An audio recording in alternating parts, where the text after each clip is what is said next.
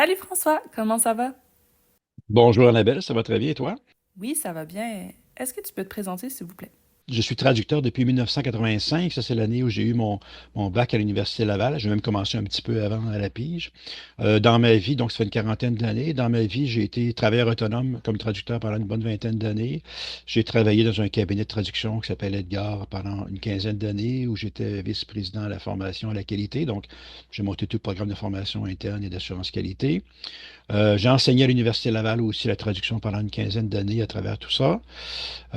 Et j'ai aussi fondé une école de traduction qui est bien connue aujourd'hui, qui s'appelle Magistrat. Donc, ça a été fondé en 2006. Et voilà, donc je suis en principe à la retraite depuis un an maintenant, depuis un peu plus qu'un an, depuis l'automne 2023. Mais je reste encore assez actif.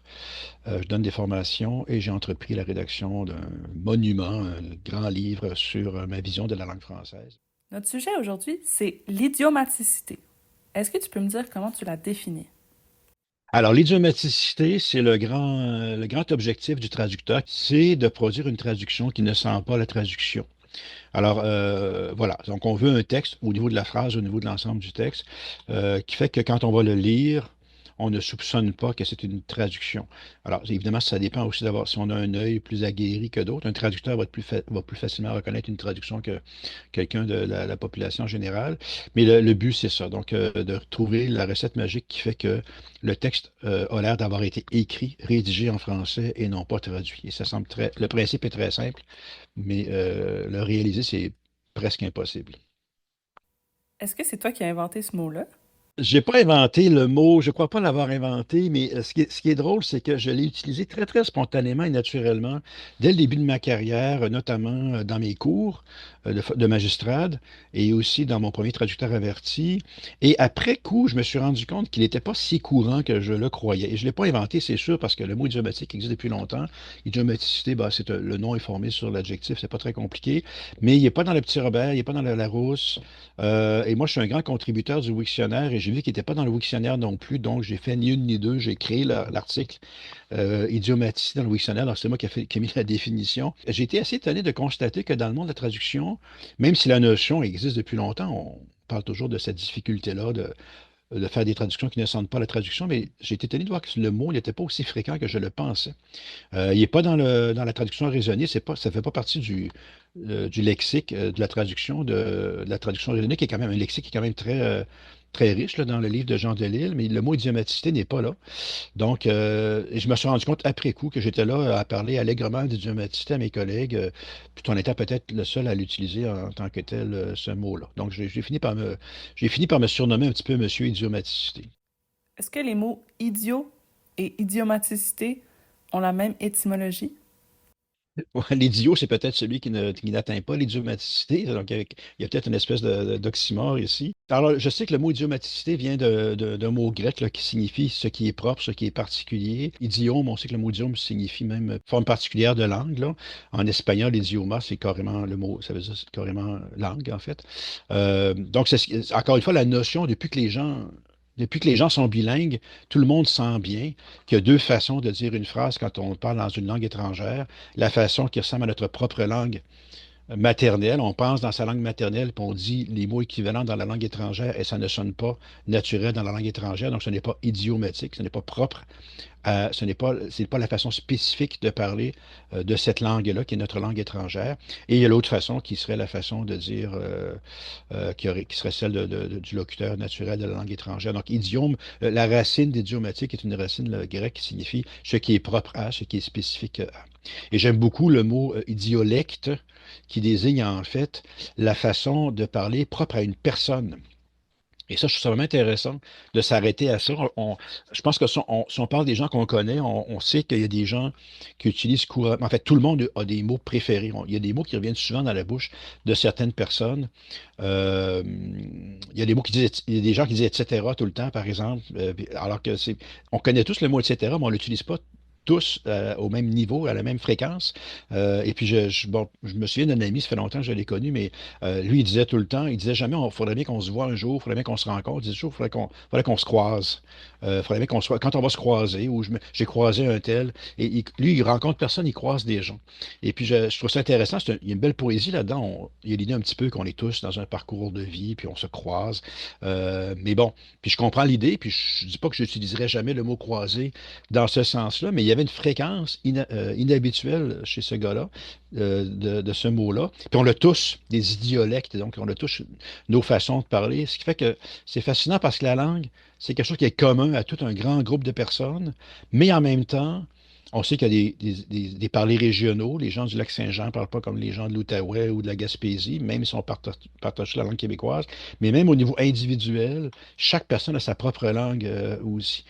Tel mot ne serait pas naturel dans la bouche de telle personne. Quand on voit des imitations, par exemple, de personnalités politiques, souvent les imitateurs vont jouer beaucoup là-dessus, en plus de l'accent, de la prononciation, mais tel mot qui revient souvent aussi, et on se dit, ah, tel mot, ça serait pas naturel dans la bouche d'un tel, même si c'est un mot français, puis même si c'est un francophone. Donc, c'est intéressant parce que ça nous ramène à la question de l'idiomaticité. Qu'est-ce que l'idiomaticité? Il faut écrire un texte comme s'il avait été écrit par une personne francophone, mettons dans notre cas, mais 10 personnes francophones vont écrire 10 textes différents en réalité. Donc, il y a quelque chose qui finit toujours par nous échapper dans ce concept-là. C'est quoi la différence entre une traduction littérale, mot pour mot, et une traduction idiomatique? On n'est pas très loin. Quand on veut une traduction idiomatique, parfaitement idiomatique, on est quasiment dans ce qu'on appelle l'adaptation. Alors moi, techniquement, pédagogiquement, je te dirais, je ferais quand même une distinction majeure. Pour moi, l'adaptation, c'est quand on va aller chercher une adaptation culturelle. OK? Tu traduis un texte américain qui fait référence à un acteur très connu aux États-Unis, mais pas international, ou à un animateur de radio, mettons. Bon, tu le traduis pour un public canadien, québécois ou français. Tu peux changer éventuellement le nom pour que ça ait la même évocation. Même chose pour le nom d'un journal, des choses comme ça. Donc, ça, c'est une adaptation culturelle pour t'assurer que le lecteur qui ne connaît pas la culture d'origine va quand même comprendre l'intention, les connotations, tout ça. Pour moi, l'adaptation, ça serait plutôt ça. Donc, c'est vraiment une incursion beaucoup plus invasive, je dirais, dans le texte pour transformer carrément du contenu en fonction de la capacité de compréhension de l'auditeur qui appartient à une culture différente. Donc, sinon, l'idiomatique, ça amène généralement des reformulations majeures par rapport à la façon de dire les choses en anglais, par rapport aussi à ce qu'on pourrait appeler une traduction standard, qui est 90% des traductions qu'on a autour de nous. Donc, dans mes formations, entre autres de magistrade, euh, je propose des traductions différentes, des révisions, des versions reformulées de traductions standards, et très, très souvent, ça va très loin dans l'implicitation, dans la reformulation, mais j'appellerais pas ça les adaptations. C'est une adaptation de forme, je dirais, une adaptation formelle, évidemment, parce qu'on reformule tout. Mais pour moi, l'adaptation, ça va jusqu'à aller changer certaines idées, certains concepts, certains référents. Quand je parle d'idiomaticité, ça ne va pas jusque-là. C'est juste de la reformulation dans la façon de dire les choses. Les mots utilisés, les idées qu'on laisse implicites ou qu'on explicite, ce genre de choses-là. Dans mes cours de magistrat, j'ai une série qui s'appelle la traduction administrative idiomatique, que je donne d'ailleurs depuis une quinzaine, quasiment une vingtaine d'années, et j'approche de la centième là, représentation, entre guillemets, dans les prochains mois. Bref, je parle un petit peu de ça. Euh, une traduction littérale. Alors, j'ai dit tantôt les traductions standards qui sont autour de nous. J'ai dit il y en a à peu près 90%, puis elles ne correspondent pas à ce que j'appelle une traduction idiomatique. C'est des traductions qui sont plus proches du mot à mot. Traduction littérale, pour moi, c'est un thème aussi bien précis. Une traduction littérale, pour moi, c'est une traduction mot à mot qui marche. Ça arrive, hein, ça existe. La question de l'idiomatie ne se pose pas dans 100% des phrases qu'on traduit. Quasiment 100% dans la vraie vie, mais en théorie, il y a des phrases quand même qui se traduisent littéralement assez facilement. Euh, Ce sont les phrases que les machines peuvent maintenant traduire sans notre aide, d'ailleurs. Donc, on espère qu'il n'y en a pas trop non plus dans les textes comme traducteur. Est-ce que c'est une traduction idiomatique, le chat court après la souris? Ben oui et non. On peut dire que c'est idiomatique dans le sens que c'est comme ça qu'un Français l'aurait dit, mais en même temps, il n'y a pas de spécificité par rapport à l'anglais, si on compare à l'anglais, parce que l'anglais aurait dit les choses de la même façon avec les mêmes mots, dans le même ordre. Ce n'est pas spécialement idiomatique. Dans les phrases plus complexes, ça serait plus compliqué de faire une différence entre traduction littérale et traduction idiomatique, parce que plus la phrase est complexe, plus la traduction littérale ressemble à une traduction qui sonne en anglais, dans le fond. Les gens pensent souvent que la traduction idiomatique, c'est juste de ne pas traduire les expressions comme It's raining cats and dogs par Il pleut des chats et des chiens, mais par Il pleut des cordes, par exemple. Oui, c'est important de le mentionner parce qu'il y a l'expression idiotisme. Donc, justement, ça, ce que tu as nommé, c'est des idiotismes, donc des façons de dire les choses qui sont propres à une langue. Donc, bon, puis en Québec, au Québec, on va dire aussi imulatio. Puis certains disent que c'est de l'italien, imulatio, mais enfin, c'est une autre question. Euh, donc ça, ce sont des idiotismes, effectivement. Two peas in a pod, ils se ressemblent comme deux gouttes d'eau, bon, ce genre de choses-là. Alors ça, c'est le sens classique, je dirais, de idiotisme. Puis bon, quand on apprend une langue, il faut apprendre les idiotismes et il faut apprendre à ne pas les traduire littéralement. Bon, mais comme on a vu jusqu'ici, moi, la définition que je donne à ça est beaucoup plus générale. Mais ça reste le sens profond reste d'aller chercher ce qui est spécifique à la langue d'arrivée et qui n'existe pas dans la langue de départ. Est-ce qu'on peut faire de la traduction idiomatique même dans les textes spécialisés, comme médical, juridique, économique? Absolument. Il n'y a rien qui y échappe. Alors ça, c'est intéressant aussi parce que souvent les gens vont penser que cette question-là, c'est plus pour les textes littéraires, disons, qu'il faut faire preuve d'un peu d'habileté avec la plume et tout ça. Moi, j'ai fait très peu de littéraire dans ma vie, là. C'est pas que j'aurais pas voulu, mais il fallait que je gagne ma vie. J'avais trois enfants. Donc, j'ai fait très peu de littéraire, mais bon, même dans l'administratif, on finit par faire de temps en temps des textes. Tu sais, un texte de blog, souvent, il y a un côté littéraire quand même, là. Mais bon, non, c'est vrai pour le texte le texte administratif le plus plat que tu peux traduire, un texte en ressources humaines, des énoncés prébudgétaires, même les textes techniques. Un excellent traducteur technique va faire beaucoup de reformulations. Il va vraiment s'employer à préserver l'idiomaticité. Les gens disent, ah non, technique, faut pas que tu déroges, terme technique, c'est un terme technique. Mais non, tu sais, tu peux faire des implicitations. Le terme technique n'est pas le même en français qu'en anglais. Il faut reformuler les choses à partir de l'idée, du concept, de l'intention. C'est tout aussi vrai en traduction technique ou médicale ou autre qu'en traduction administrative ou littéraire. Puis là, je peux vous recommander le livre de Claude Bédard qui s'appelle Traduction technique, technique et pratique, quelque chose comme ça. En tout cas, le livre, c'est la traduction technique de Claude Bédard, qui est excellent. Et Claude Bédard est un excellent traducteur, un type très intelligent. Il fait du technique, mais son livre est un guide de traduction générale en même temps. Alors, il parle d'implicitation, il parle de reformulation, il parle d'éviter les formes passives, toutes ces choses-là. C'est très universel. Donc, il n'y a aucun domaine qui échappe à l'idiomatie. Je peux donner un petit exemple qui est une anecdote comique en même temps.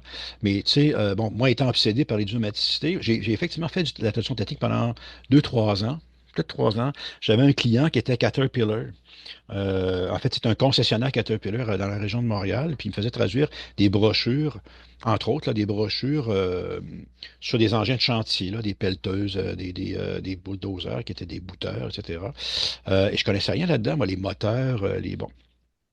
Et donc, c'est ce que j'ai fait. Je suis allé chercher, à la bibliothèque, moi, c'était avant Internet, j'ai consulté des ouvrages de mécanique, puis je regardais des ouvrages de mécanique écrits en français pour enrichir mon vocabulaire. Et là, je découvre avec stupeur et délectation que dans un moteur, ce qu'on appelle les pièces de moteur, ça s'appelle des organes mécaniques. Je trouve ça super joli comme mot. Alors, évidemment en anglais, on n'aura jamais le mot organ, tu sais, c'est des parts ou bon. Alors, juste le fait de plugger le mot organe mécanique dans une traduction, tu améliores son idiomaticité parce que c'est un mot qui est propre au français, qui n'existe pas en anglais. Et l'anecdote avec, c'est qu'un jour, mon contact, la personne responsable de traduction à Montréal, m'appelle et me dit, François, fais attention, oublie pas que tu parles des gars de chantier et des gars de mécanique. Alors, quand tu parles de la lubrification des organes, ils ne pensent pas forcément la même chose que toi. À partir de ce moment-là, j'ai fait attention. Mais donc, c'est une anecdote assez comique. Mais tout ça pour dire que même en mécanique, là, c'est un exemple parmi mille, là, puis là, c'est un exemple lexical, mais dans la façon de dire les choses, la façon de tourner les phrases, euh, est-ce qu'on utilise un impératif ou un infinitif? L'anglais utilise, dans des instructions, utilise toujours d'un impératif. C'est C'est incontournable, ils n'ont pas le choix. En français, est-ce qu'on pourrait remplacer ça par un infinitif? Si oui, on se rapproche de l'idiomaticité. Est-ce qu'on pourrait utiliser un on, par exemple? On dévisse le bouchon plutôt que dévisser le bouchon. On est encore plus idiomatique. Bon, etc. Donc, la question de l'idiomatique se pose dans tous les types de textes, même les plus simples. Est-ce que tu sais c'est quoi le plain language? Oui, je sais très bien c'est quoi. On parle en français de langue claire et simple, souvent. Je ne pense pas que ce soit la seule façon de le dire en français. Une de mes formations de magistral qui s'appelle justement Simplifier sans niveler par le bas, en deux volets. Donc, c'est deux jours de cours auxquels on peut s'inscrire séparément, là. Et dans le premier, quasiment la première demi-journée est consacrée à cette question-là. Le plain language, l'idée de base, c'est on veut inciter les gens à utiliser des mots simples et des phrases simples pour s'assurer que tout le monde comprend quand on écrit un texte. Et encore une fois, c'est vrai dans tous les domaines, techniques, juridiques, administratifs et autres. Donc, évidemment que le but est noble, personne n'est contre le fait que les textes doivent être bien compris. Malheureusement, comme dans beaucoup de domaines, ce sujet-là a été investi par des gens qui deviennent dogmatiques et extrémistes, je dirais. Et le problème, alors là, ici, alors c'est devenu une obsession. Alors, la notion existe depuis très longtemps. Moi, je me souviens, en 86, je commençais à m'intéresser à la traduction juridique déjà. Et ça fait longtemps, 86, là. Et il y avait déjà des guides, et des mouvements, des articles qui s'écrivaient pour simplifier la langue juridique. C'était plus spécifique au juridique, puis je comprends que le juridique, c'est un cas particulier. Mais déjà, on parlait de ça, on disait aux avocats, écrivez pour être compris, on disait aux législateurs, écrivez pour être compris. Donc, et après, ça s'est un peu étendu dans la langue administrative et autres. Et depuis, je dirais 15 ans, c'est une véritable obsession. Il y a des politiques de langue claire. Alors là, c'est là que ça commence à être, je trouve, difficile et grave. Quand ça devient des politiques, donc des obligations, avec un ensemble de règles, c'est quasiment une religion. Quoi faire, quoi ne pas faire. Alors, faire valoir un principe, faire remarquer à quelqu'un, tu sais, ta phrase, elle est beaucoup trop longue, puis on pourrait la raccourcir, puis elle serait beaucoup plus claire pour tout le monde. Bien ça, en principe, un cours de français, ça sert à ça. Tu n'as pas besoin d'instaurer une politique à l'échelle d'un ministère. À l'école, déjà, puis à l'université, on devrait apprendre à écrire clairement et simplement. Le français n'a jamais, contrairement d'ailleurs à certains préjugés, le français a toujours été une langue de clarté, de simplicité, de logique. Euh, Comment il s'appelle? Rivarol disait ce qui n'est pas clair n'est pas français. Bon, ce qui était peut-être un brin chauvin, mais en tout cas, on était au 18e siècle, puis ça veut quand même dire que l'idéal de la langue, depuis toujours, c'est la clarté. On avait un client chez Edgar qui nous obligeait à ne pas dépasser. Au début, c'était 19 mots par phrase. Donc, c'est assez spécifique comme consigne et un peu hors sol, comme on dit en France, là, un petit peu lunaire, là, un peu déconnecté de la réalité. Bon, en même temps, bon, on a discuté avec le client, finalement, on s'est rendu compte que la consigne tombait comme ça parce qu'elle venait de très haut. Puis quand tu discutes entre personnes raisonnables, tu te rends compte que non seulement ça n'a pas de bon sens, mais on va nuire à personne en faisant des phrases de 21 mots une fois de temps en temps, là. Mais c'est juste pour dire que ça devient une folie. J'ai appris l'existence de tout ça parce que dans mes cours de magistrade, je préconisais des choses et les gens me disaient non, non, mais ça, là, c'est une voix, ça, c'est une phrase au passif. On ne peut pas utiliser ça, le passif, là. Ça, c'est une phrase c'est une tournure négative. Le négatif, il faut éviter ça dans les traductions, dans nos textes. Ça, ce mot-là, c'est même trop compliqué, les gens comprendront. Et là, je me disais, OK, là, qu'est-ce qu'on est en train de faire avec tout ça? On est en train d'assonner une série d'interdits. Pourtant, on est dans un monde qui se veut libre. Alors, on n'a pas le droit de ci, pas le droit de ça. Vous remarquerez, la langue claire est simple. C'est des interdits, c'est pas des recommandations de ce qu'il faut faire. Ben, ils peuvent le tourner autrement, là. Mais faut donc ne pas dépasser tel nombre de mots, éviter le passif, etc., etc. Or, ce sont toutes des ressources qui existent en français, qui sont légitimes. Alors, si on se coupe de toutes nos ressources, de la moitié, ou peu importe la proportion, d'un nombre X de ressources euh, qui font partie de la langue, ben, on n'est pas en train d'enrichir quoi que ce soit ou d'aider qui que ce soit, on est en train d'appauvrir notre langue de façon purement dogmatique. Alors, moi, je prétends qu'une phrase peut être longue et intelligible si elle est bien construite. Et un mot peut être rare mais intelligible si on l'utilise dans le bon contexte et s'il le faut, on l'explique, on le définit, on s'assure que le contexte est clair. Et évidemment, on adapte notre vocabulaire à la personne à qui on écrit. Et évidemment, alors, si j'écris une lettre à des immigrants qui arrivent de Colombie, puis qui parle ni français ni anglais, puis je le réécris quand même en français ou en anglais, je prends des mots les plus simples possibles. On y est d'accord. Mais de là à dire que l'ensemble de la population doit recevoir des communications avec un niveau de secondaire 1, je comprends la bonne intention derrière ça, on veut que tout le monde comprenne, mais je trouve que quand c'est devenu une politique publique, c'est un gros problème. La politique publique devrait être, on alphabétise les gens pour leur montre des mots, pour leur apprendre à lire, et non pas, on forme nos rédacteurs pour qu'ils écrivent au plus bas dénominateur commun. Ça annonce quel avenir pour une population, ça. Donc là, je suis dans le niveau super, tu sais, politique collectif et tout, mais ces enjeux-là sont tous, à partir du moment où on veut généraliser ce qu'on appelle la langue claire et simple, ben, c'est ce qui se passe présentement. C'est ça les vrais enjeux. C'est ce qu'on est en train de s'enrichir comme collectivité en enrichissant notre langue, notre capacité de penser, notre vocabulaire, ou est-ce qu'on est en train de s'appauvrir en interdisant. Il y a des ministères qui publient des listes de mots à ne pas utiliser. J'en parle dans une de mes formations. Il y a un lexique administratif d'un ministère français en France, mais la même chose existe de ce côté-ci aussi. Là.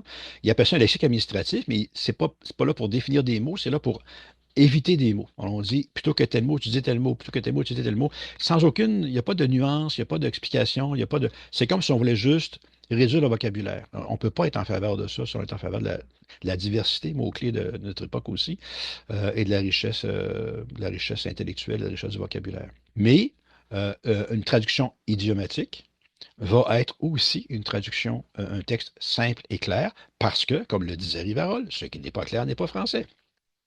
Et toi, dans tes cours, tu essaies de montrer qu'on peut être simple, mais utiliser des mots du paradis du français. La traduction en tant que telle, on a vraiment des bâtons dans les roues quand on traduit parce qu'on parle d'une langue étrangère. On a deux cerveaux, le cerveau de traducteur puis le cerveau de rédacteur. C'est pas le même cerveau. Je l'observe chez moi-même. Et donc, en cherchant l'idiomaticité, qu'est-ce que je fais? Un de mes exercices préférés que je fais encore dans le cadre de magistrate actuellement, je regarde un texte écrit en français, n'importe quel texte, presque tous les textes vont faire l'affaire. Je regarde un texte écrit en français, je me dis, pourquoi ça ne ressemble pas à mes traductions, ça? Ça ne ressemble pas à mes traductions. Puis là, je regarde, qu'est-ce qui est différent? Et là, j'ai trouvé toutes sortes de choses, et entre autres des mots.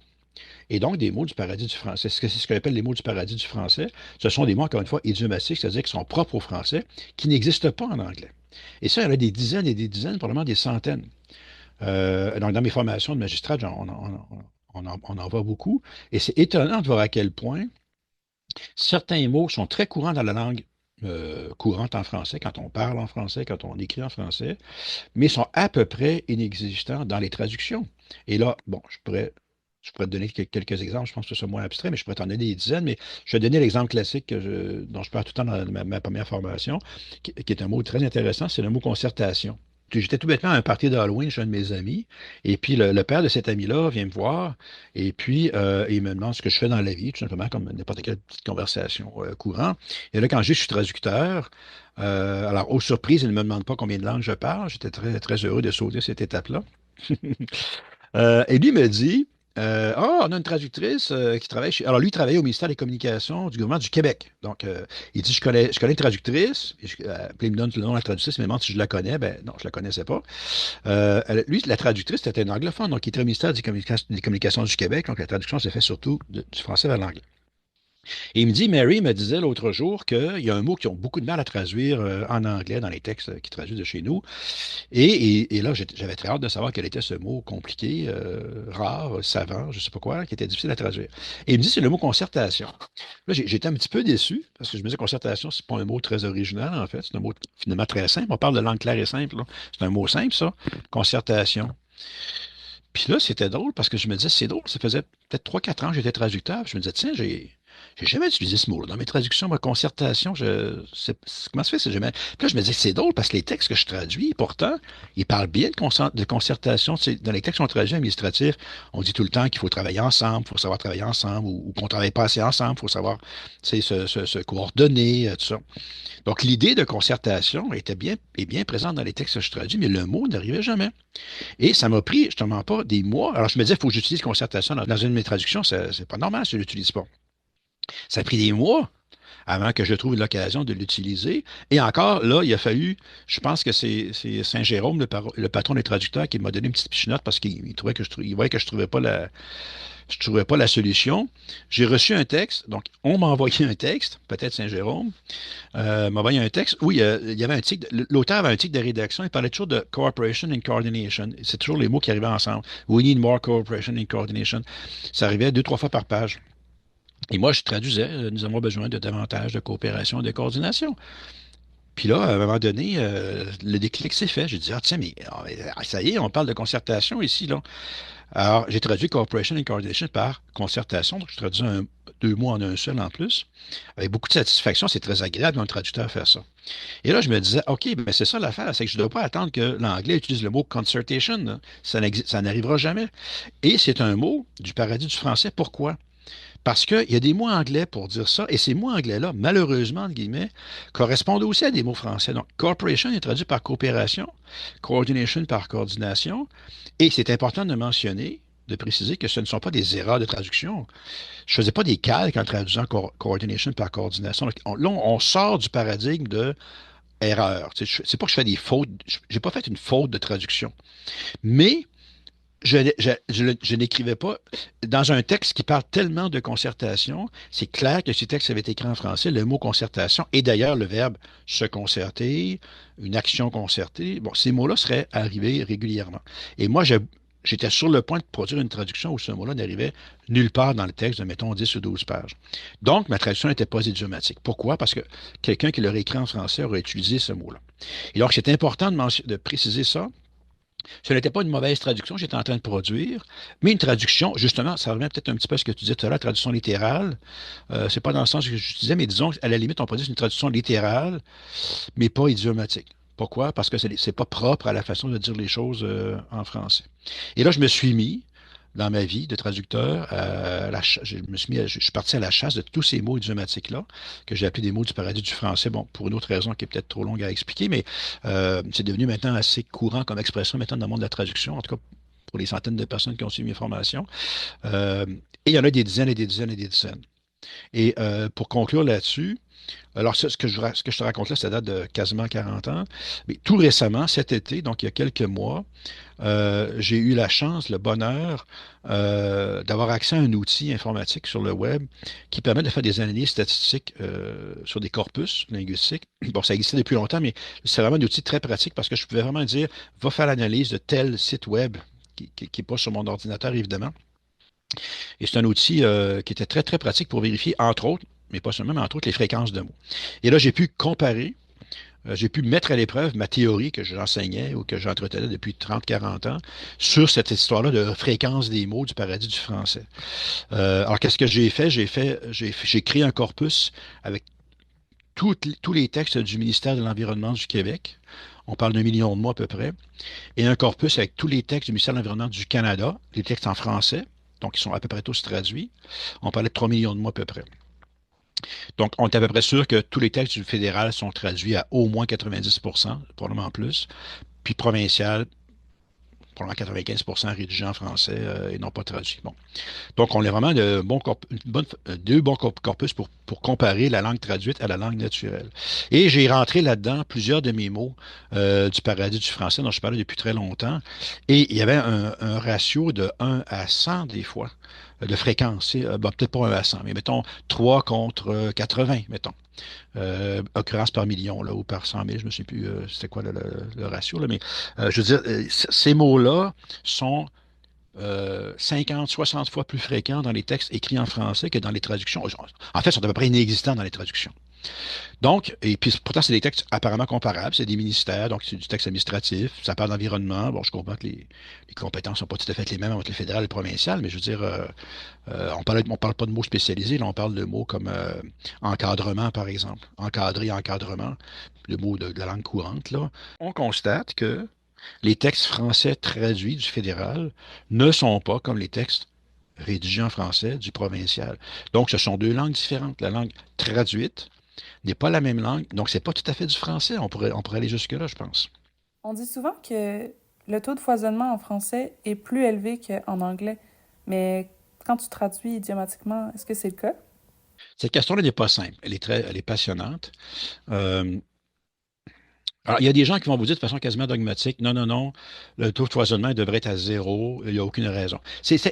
On n'a pas il n'y a pas de réponse objective scientifique à ce terme-là, à cette question-là, parce que ça veut dire quoi? Ça veut dire que si je prends un texte de 1000 mots en anglais, si quelqu'un l'avait rédigé en français, il n'y aurait pas plus que 1000 mots non plus, mais tu peux pas vérifier ça scientifiquement. C'est impossible de demander à deux personnes d'écrire exactement le même texte sans se consulter, donc on ne le sait pas. On est obligé de passer par la traduction pour le vérifier.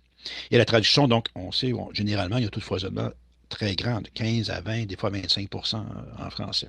Ce que je peux dire, par contre, alors, est-ce que je peux dire que systématiquement, une traduction plus longue que l'original est une mauvaise traduction? Je n'oserais pas dire ça parce que moi-même, je me prends comme modèle, mais je veux dire, moi-même, j'y arrive pas à avoir des taux de foisonnement de zéro. Pas tout le temps, je veux dire. Cela dit, cela dit, c'est beaucoup plus possible qu'on ne le croit et qu'on ne le fait. Ça, c'est clair. Euh, il y a des cas où c'était impossible parce que quand même le français a une syntaxe particulière, il y a plus d'articles, plus de prépositions, les mots en soi sont plus longs aussi. En passant, quand vous comptez les mots, faites attention parce qu'en français, le deux points, ça compte pour un mot, puis un guillemet ouvrant, puis un guillemet fermant dans Word, parce qu'on met des espaces de chaque côté, ça compte tout pour des mots séparés. Et en anglais, c'est pas le cas. Donc, des fois, en passant, là, on peut peut-être mieux d'y aller par ligne ou par page que par mot. En tout cas, faites attention à ça. Des fois, ça peut être trompeur. Je vous dis ça entre parenthèses. Euh, alors, il y a une chose de sûre, c'est que dans le monde de la traduction, tel que la traduction se pratique actuellement, on pourrait facilement, on pourrait certainement réduire de beaucoup le taux de foisonnement tel qu'il existe actuellement dans les textes autour de nous. Parce que les traducteurs n'osent pas faire les opérations qu'il faut faire pour réduire le taux de foisonnement. Un taux de foisonnement en bas de 5 c'est tout à fait faisable, mais ça demande un effort, puis ça demande de l'audace. Euh, Quand je fais des. Alors, je fais souvent des traduels. C'est un exercice que j'aime beaucoup, beaucoup faire. Donc, pour ceux qui ne savent pas c'est quoi, en gros, on donne le même texte à traduire à deux traducteurs qui ne se consultent pas, qui font leur propre traduction et on compare ça après ça devant des traducteurs et on pose des questions. Euh, et je fais un traduel souvent avec un nommé Dominique Jonkers, un traducteur belge que j'aime beaucoup, avec qui je suis ami aussi. Et lui, c'est un obsédé de la concision. Donc, généralement, quand je fais des traduels avec lui, je m'arrange pour avoir. J'ai encore plus l'obsession de la concision aussi. J'ai systématiquement un taux de foisonnement négatif. J'ai pas de mal dans ces situations-là à le faire. Euh, donc, c'est beaucoup plus possible qu'on le pense. Ce n'est pas une fatalité, le foisonnement. Je ne crois pas qu'on puisse dire que c'est intrinsèque à certaines langues, quoique, encore une fois, faut être objectif, il faut être honnête. Je veux dire, par exemple, les traducteurs du français vers l'anglais, c'est très fréquent qu'ils aient un taux de foisonnement négatif sans trop se forcer. Donc, il y a quelque chose d'intrinsèque à la langue aussi, probablement, qui fait qu'en français, on a besoin souvent de locutions un peu plus longues. On a une syntaxe qui marche moins par simple juxtaposition. Puis on sait aussi que les textes allemands, par exemple, sont plus longs, puis les textes, il y a peut-être l'anglais est dur à battre là, en termes de brièveté, là. Donc, je pense pas qu'on puisse non plus dire que toutes les langues sont égales, etc., etc., là. Il y a des langues qui sont effectivement plus concises, je pense, que d'autres. Mais cela dit, il y a une chose de sûre aussi, c'est qu'on ne s'attaque pas assez sérieusement au problème du foisonnement dans le monde de la traduction autour de nous. Et malheureusement, ça alimente des préjugés populaires sur les langues respectives, sur l'anglais, sur le français. Il y a beaucoup, beaucoup de gens, chez les jeunes, mais pas seulement, qui vont dire que le français est toujours plus long, moins pratique que l'anglais, moins efficace, parce qu'ils ont toujours sur les yeux des traductions qui sont plus longues que l'anglais, puis souvent plus maladroites aussi, parce qu'ils ne sont pas idiomatiques. Donc tout ça, c'est dommage, parce que là, je reviens sur toutes les questions socio, politico, démographiques, mais socio-linguistiques et tout. Mais tu sais, les traducteurs, on n'est pas, quand on traduit, on ne fait pas juste traduire un texte. Surtout au Canada, là, où il y a beaucoup de traductions, on a un rôle social, là. On a un rôle sociolinguistique, on a un rôle politique, sociopolitique. Et si les gens ont ces préjugés-là sur le français par rapport à l'anglais, c'est parce qu'il y a trop de mauvaises traductions autour de nous. Donc, c'est de la responsabilité des traducteurs, ça. D'après toi, est-ce que la traduction idiomatique est objective, subjective ou un peu des deux? Alors, objectif signifierait qu'on pourrait le mesurer par des moyens objectifs. Évidemment, moi, je préfère le voir plus. La traduction et la langue en général, pour moi, c'est essentiellement quelque chose d'intuitif. et non pas de scientifique. Mais évidemment qu'il y a une dimension scientifique à la langue, technique et scientifique. Donc, je préfère le voir autrement que ça. Je préfère dire, ça sonne pas français, donc c'est plus intuitif, c'est plus une impression, donc subjectif. J'aime beaucoup, moi, que la langue demeure quelque chose de subjectif, d'intuitif. On a trop peur de la subjectivité dans notre monde, je trouve. Je comprends qu'il faut faire attention aux fake news, là. Mais au-delà de ça, l'humain est subjectif par définition. Toute expérience est par définition subjective. Et tant qu'on parle d'autre chose que de mathématiques, et encore, on est dans la subjectivité, on baigne dans la subjectivité, et les choses n'ont aucun intérêt pour l'être humain en dehors de la subjectivité. Ce qui fait qu'une chose est intéressante, c'est que je la vis de mon point de vue, je la vis avec mes propres émotions à moi, avec mon histoire, etc., etc. Donc, chaque mot a une résonance différente dans la tête d'un et de l'autre. Évidemment qu'il y a des outils. On va vérifier, par exemple, les co-occurrents, les fréquences de co-occurrents pour se rapprocher des idiomaticités. Donc, il y a des côtés, des outils objectifs qui existent. Pour nous, comme traducteurs, ça veut dire quoi? Ça veut dire qu'on doit développer une connaissance intuitive et instinctive. Je dis, c'est peut-être plus instinctif qu'intuitive, là. Instinctive de la langue. Et ça manque beaucoup chez les traducteurs. Les traducteurs sont formés à avoir une approche objective de la langue. Donc, c'est-tu dans Usito? C'est-tu dans Antidote? Qu'est-ce que le petit Robert dit? Qu'est-ce que le dictionnaire des co-occurrents dit? C'est normal quand on est en formation à l'université, puis on a 19 ans, 20 ans, c'est normal qu'un prof nous montre à sortir de notre subjectivité, justement, pour voir le monde. Tu sais. Ça, c'est normal. C'est une étape de formation qui est normale. D'apprendre à raisonner, d'apprendre à justifier à partir des ouvrages, de références, tout ça. Mais l'essence de la langue n'est pas là. L'essence de la langue, c'est euh, il faut donc lire, ben là, c'est pas nouveau, mais c'est quand même important de le rappeler. Lire beaucoup en français et ne pas lire de traduction. Écouter des chansons en français non traduites. On peut en écouter les traduites aussi, mais je veux dire, c'est important de baigner dans un univers où les choses se passent, se pensent et se disent en français pour développer une connaissance instinctive de la langue. Sinon, tout va être artificiel. Et sinon, le dictionnaire des co-occurrents ne va pas vous sauver. Si vous visez l'idiomaticité, même si je peux vous donner ma liste de 263 mots du paradis du français, si vous n'avez pas la connaissance instinctive de comment ces mots-là rentrent dans une phrase, et je dis instinctive, non pas, même si on peut faire des modèles mathématiques pour dire, OK, un nom il suit d'un adjectif et tout ça, mais non, non, on est au-delà de ça, là. Ça sonne-tu bien, ça sonne-tu pas bien?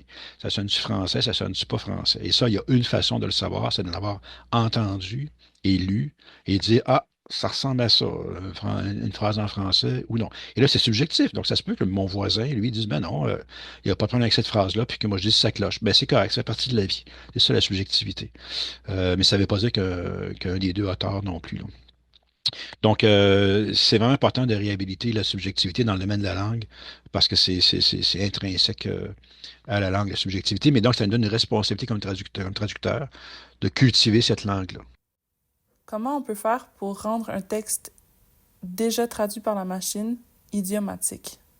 Alors, je ne le sais pas. Alors, j'allais dire, la traduction neuronale sur le long terme va condamner l'idéal de traduction idiomatique, mais on peut être surpris.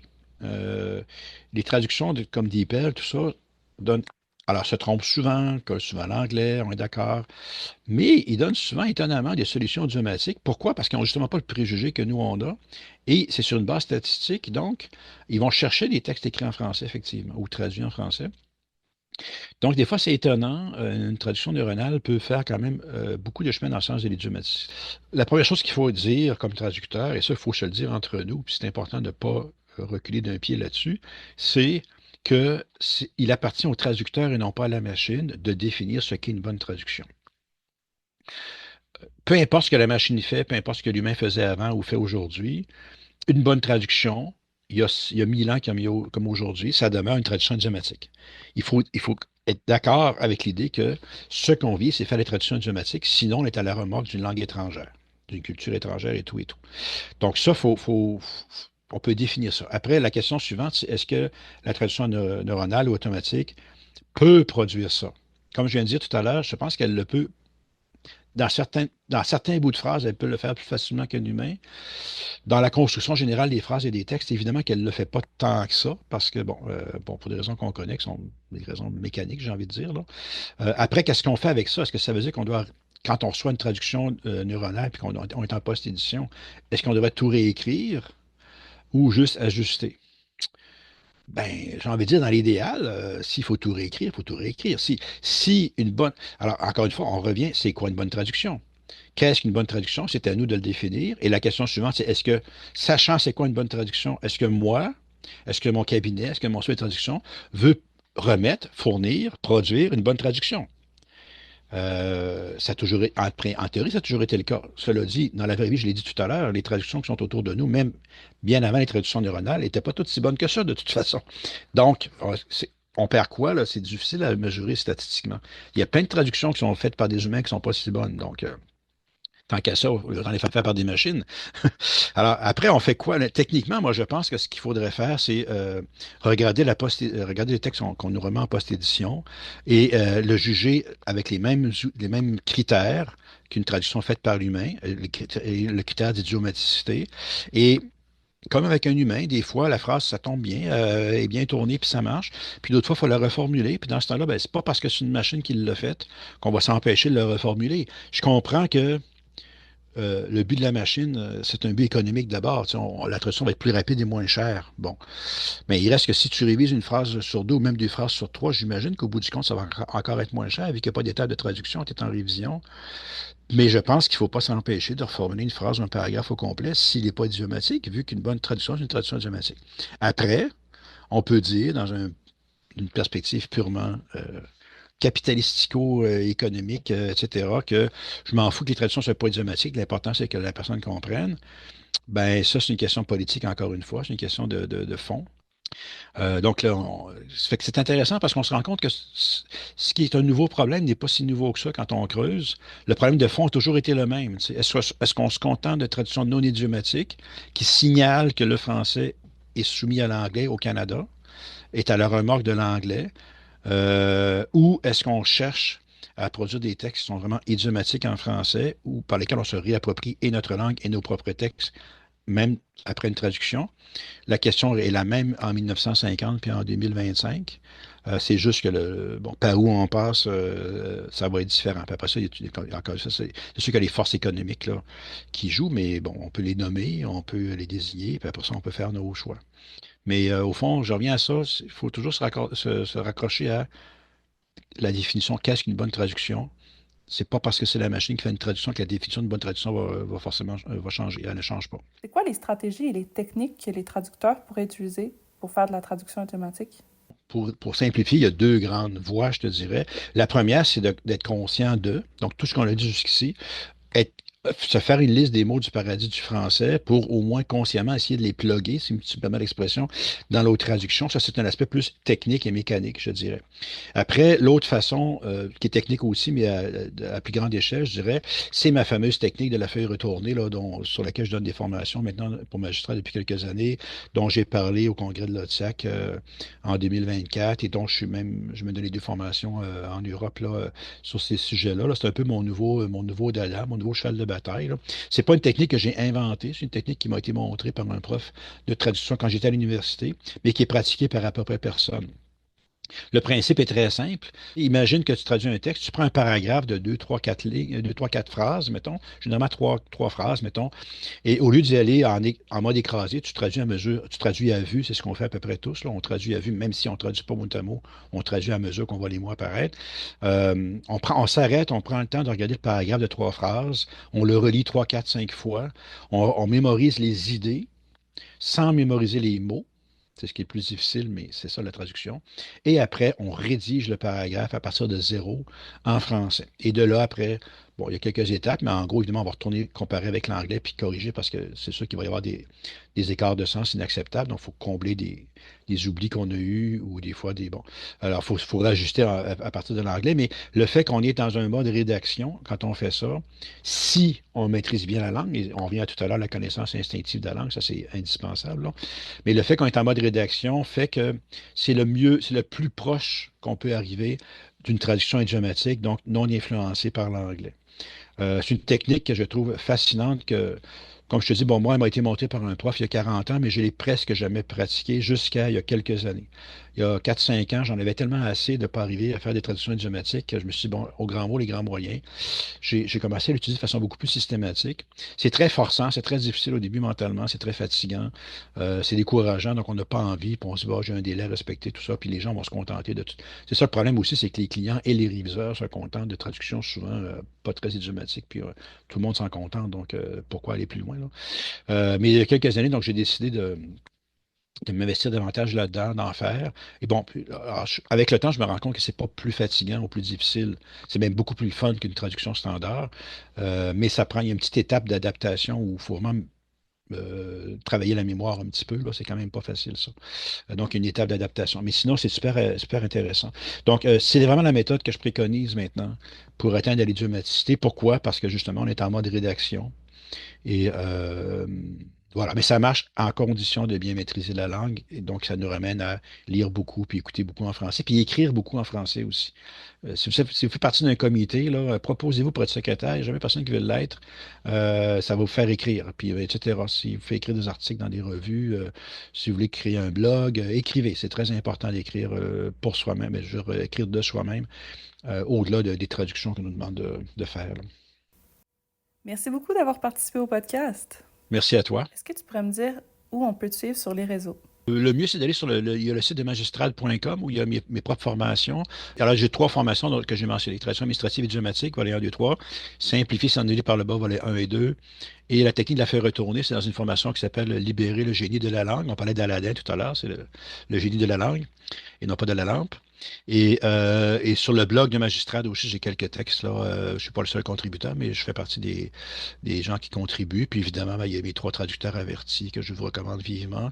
Notamment le troisième qui est sorti récemment, ça fait un peu plus qu'un an. Dans le troisième, il est un petit peu plus épais que les autres. C'est mon dernier, je l'ai conçu comme mon dernier, donc j'ai comme livré là-dedans tout ce qui me restait à dire sur les questions de traduction avec des articles plus approfondis. Le premier livre a des articles plus, je ne dirais pas superficiels, mais plus ponctuels sur des sujets, des questions de traduction précises. Le troisième livre a des articles beaucoup plus longs sur des questions de fond. Donc, tous ceux qui s'intéressent aux questions d'idiomaticité dans la traduction anglais vers le français, là, je vous recommande vivement ces 3 livres-là.